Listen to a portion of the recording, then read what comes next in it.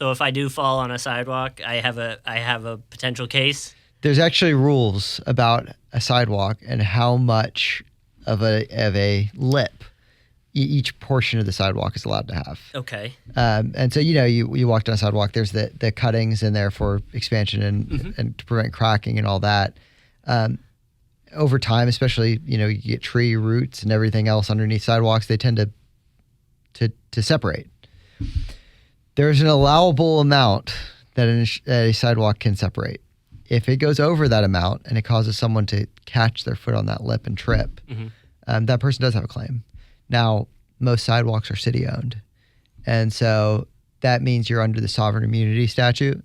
Whenever you're suing a government entity, it's much more difficult to do that than suing a private company. But that not always. I mean, you get sidewalks a lot of times on, in private developments. You get them in malls. You get them in all kind of private situations where you wouldn't be under that sovereign immunity statute. So, if you do trip on a sidewalk, I always tell people, if you think you're hurt, take photos because a lot of times those get fixed pretty, regularly, or they'll get fixed right after you fall miraculously.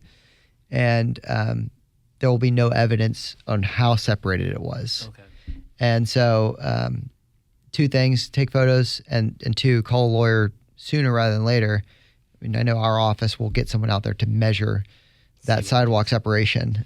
I almost have two questions. Does that rule change state to state?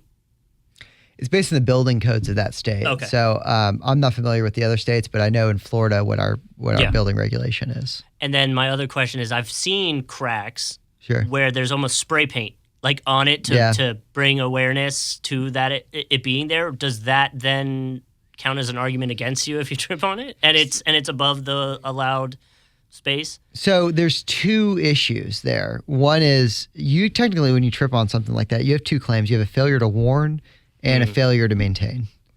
I always argue, okay, sure, your failure to warn argument is gone, but your failure to maintain argument is even stronger because they can't come in and say we didn't know about it. You sprayed it. Yeah, you knew about it. You knew this thing was dangerous, and rather than fix it, you just took some orange spray paint and sprayed it on it. Okay.